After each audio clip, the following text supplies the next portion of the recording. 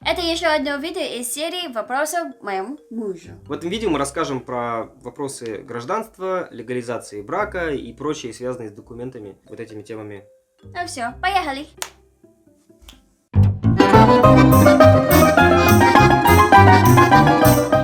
Так, ребятушки, привет! Я Мэри Жейн, я из Филиппин, и это... Я Василий, из России. Теперь в своих видео я буду выставлять самые популярные комментарии из предыдущего видео, что бы там ни было. Первый вопрос от Павел Вепрев. Вепрев. А может Вепрев? Не знаю. Окей. Здравствуйте. У вашего супруга есть филиппинское гражданство? И второй вопрос. Можно получить филиппинское гражданство, не лишаясь российского? Я как раз только что проверил эту информацию. Мгм. Значит, во-первых, гражданства у меня нет филиппинского, и никогда не возникало желания его сделать, потому что в этом очень маленькая практическая польза. Да, Если бесполезно. мне нужно какие-то вопросы решать, например, с бизнесом, то я могу все совершенно спокойно оформлять на жену. Мгм. Я бы мог получить и ВНЖ на Филиппинах, и, в принципе, делать все то же самое. Вот. Вопрос, можно ли получить гражданство? Смотрите, теоретически, после 10 лет проживания по ВНЖ, которые можно получить разными способами, можно получить и гражданство. Но на практике это происходит крайне редко и дают его очень неохотно. Судя по всему, это связано с тем, что миграционные офицеры или офицеры миграционной службы толком не знают об этой процедуре, и поэтому им очень не хочется или лень заниматься этими вопросами. Мгм. Вот. Но вроде как теоретически такая возможность есть. Это вот если вы русский и хотите получить филиппинское гражданство. Такая история. Ну, честно говоря, бесполезно. Зачем? Не, бессмысленно, потому что жить на Филиппинах можно совершенно спокойно без этого гражданства, и никаких проблем у вас не будет. Следующий вопрос от Иван Петров. Иван Петров. Настоящее русское имя.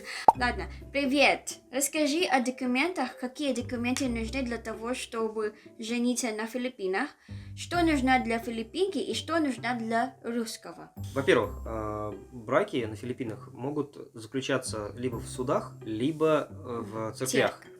Выдается один и тот же документ, сертификат о браке, да?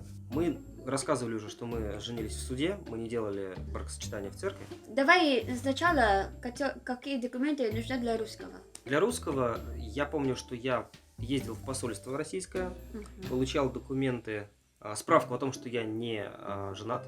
Дальше, Оригинальный паспорт. легализовал я паспорт свой, то есть я делал перевод нотариально заверенный паспорта своего российского, заграничного российского паспорта. Вот. Требовался с собой мне внутренний паспорт, я помню, именно в посольстве, чтобы всю эту процедуру провести.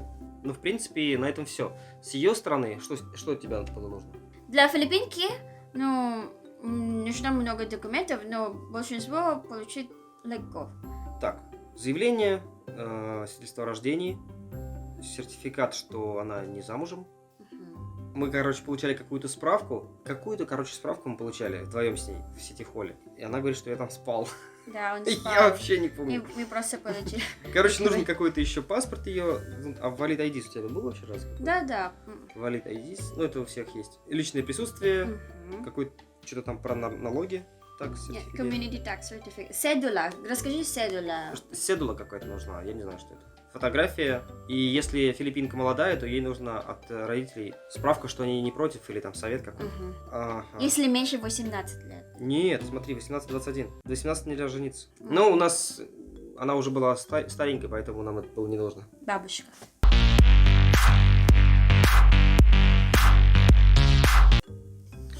Забавная еще была история, когда мы уже поженились, и ей нужно было менять паспорт и новую фамилию там вписывать. Ей пришлось ехать в Манилу, чтобы идти на какой-то семинар, где ей будут рассказывать, как избежать попадания в рабство и прочие какие-то там неприятные ситуации с мужем-иностранцем. То есть у них есть специальные курсы, Да. когда филиппинки женятся на иностранцах, или там филиппинцы на иностранках, чтобы с ними не могли ничего плохого сделать, у них есть Мгм. специальные для этого обучающие курсы. Иначе без этого не дадут поменять фамилию и Мгм, новый да. паспорт. Круто. У нас такого нет, а надо. Но это не точно.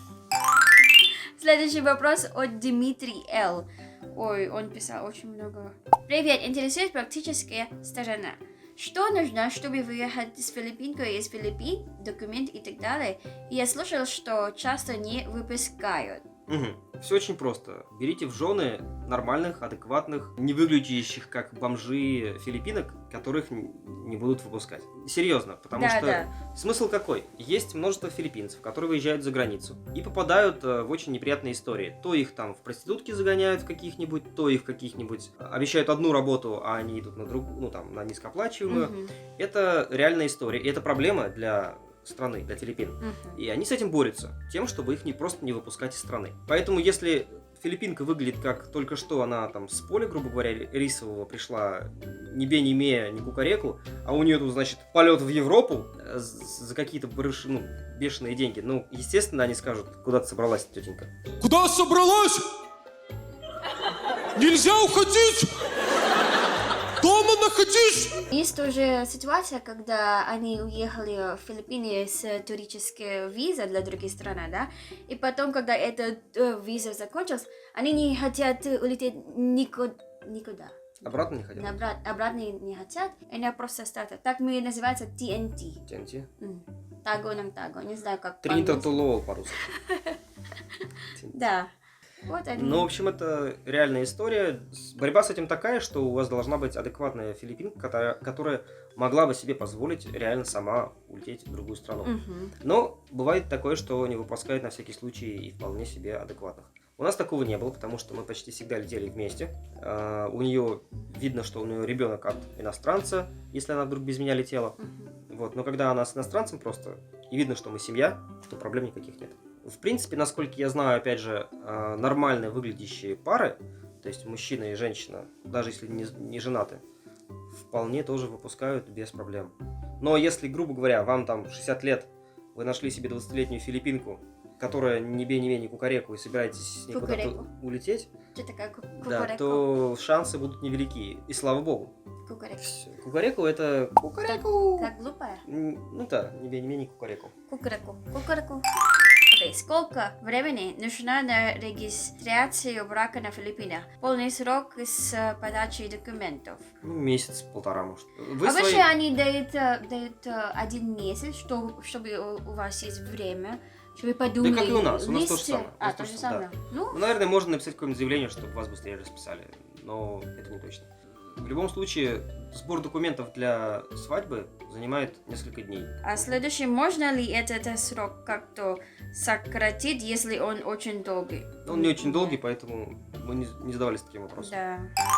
Так, как оформить филиппинку в РФ? Тут еще добавляют, что есть конфузная такая информация, потому что по визе можно находиться в России только не больше 3 месяцев, а рассмотрение документов происходит от 4 месяцев. Здесь идет несколько нюансов разных. Зависит от того, есть у вас ребенок или нет, как долго вы были в браке. И смысл в том, что вы подаете документы и выезжаете из России. Потом вы делаете новую визу, приезжаете и уже получаете ВНЖ. Возможно, есть какие-то еще варианты, надо уточнять. Мы делали именно так. Мы сначала подали документы, потом уехали, сделали еще одну визу, и уже с новой визой приехали, получили ВНЖ. Ну, если у них есть детей.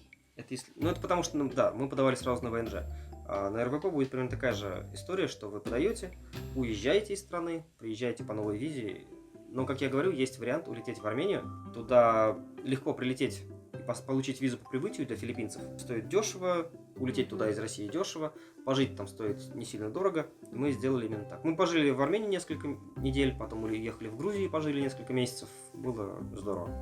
Рекомендую такую схему. И, кстати, мои друзья некоторые тоже так делают. Ну, по крайней мере, планируют так делать тоже. Русско-филиппинская пара. Так, его последний вопрос. Сильно ли мешает незнание русского языка в начале, например, при посещении поликлиники и так далее? Ну, думаю, да, потому что раньше я не говорю по-русски вообще. Ну, я говорю, но очень как правило, фразы. Я хожу с ней всегда на такие серьезные мероприятия. Особенно для... Вот. Но когда мероприятие не сильно критично, то она вполне спокойно со своим русским справляется. Вот. На самом деле, ломаный русский ее вполне понимают довольно-таки неплохо.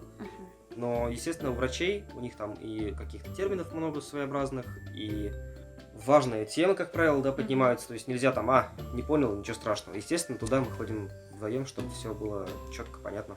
и так далее. Ну, последний раз я сделала медицинскую справку, я сама сделала, Какую? ну, для ВНЖ. Я помню, я ходила одна в Рязань и сделала все сама. Потому что ты говорил, я уже знаю, мой русский хорошо уже и так далее. Серьезно? Да, Она я у нас- молодец. Она уже может все. Не, кроме для, когда надо идти к врач, тогда, потому что много тем я пока не понимаю. Ну, это уже TMI. То есть, короче, мешало ли? Да, мешало. Ну, не очень сильно. Я помогал, но, в принципе, вопрос решаемый. Какие у вас траты на всех учетом детей, семья, С ведь учетом. не маленькая? А сколько обходится ваша семейная жизнь в долларов эквиваленте в месяц? Эквиваленте. Ну, Эквивалент. зависит от страны проживания. И, опять же, бывают периоды, когда у нас есть нянька, когда нет. Но я бы сказал так, что в $2000 мы вкладываемся всегда. Мгм. Мне кажется, обычно в районе $1000. Плюс-минус чуть-чуть. Ну, мы не купим многие вещи и так далее. Очень редко мы покупали вот это все. Всегда мы тратим деньги для еды и все. И Да, билеты. основная статья расходов это всегда еда, естественно. На втором месте, наверное, вот жилье, Мгм. нянька, если она есть, и дальше билеты, Да. вот, техника. Мгм. Мы не как обычная семья, что надо купить многие вещи для дома, много одежды и так далее. Мы просто Практичны. практичные. По Мы крайней мере, просто практичная семья. По крайней мере, стараемся. Да. Вопрос от Russia Yesterday. Как оформить визу и сколько она стоит для девушки из Филиппин, чтобы приехать в Россию? И какие документы пригодятся для регистрации брака с ней в России? Ну, по визе все можно смотреть на сайте посольства России на Филиппинах. Мгм.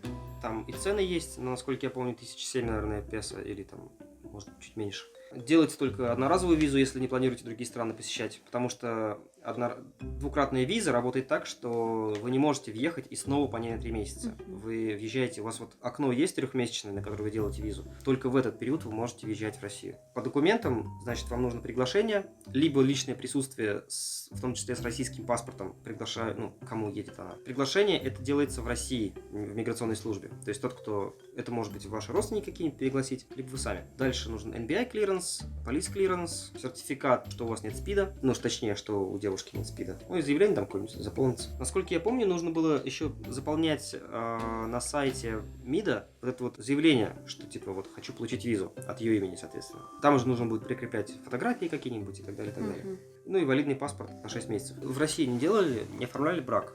Мы здесь делали только подтверждение или уведомление о том, что мы Мгм. поженились. Вот. Но наверняка может пригодиться NBI clearance. Это не точно. Но это не точно. Справка о том, что она не замужем, Мгм. но она, в смысле ваша девушка, да? Не я. Не она. Мне кажется, это можно сделать все в посольстве Филиппин в Да, Москве. все. Вы можете, в любое посольство вы можете написать письмо или просто туда Мгм. позвонить. Иногда они долго отвечают, но ответят наверняка, рано или поздно. Мгм. Вот. Дольше всего, пока мне отвечал МИД Российской Федерации. Было какое-то письмо, которое я МИД писал в июле. Они мне на него ответили в сентябре, когда мы уже уехали из России. Ничего страшного, ничего сложного на самом деле во всем этом деле нет. Мгм. Легко вы можете заключить брак и там, и тут, и где угодно. Вот. Единственное, что на Филиппинах браки расторгать нельзя, там нет такой легальной процедуры пока Мгм. что. В России это теоретически в перспективе сделать будет можно, но я не рекомендую. Вопросов по документам у нас не осталось, к нам не осталось. Мгм. Есть еще вопросов много забавных, веселых и не очень, но не относящихся к тем темам, которые мы обсуждали в предыдущих видео.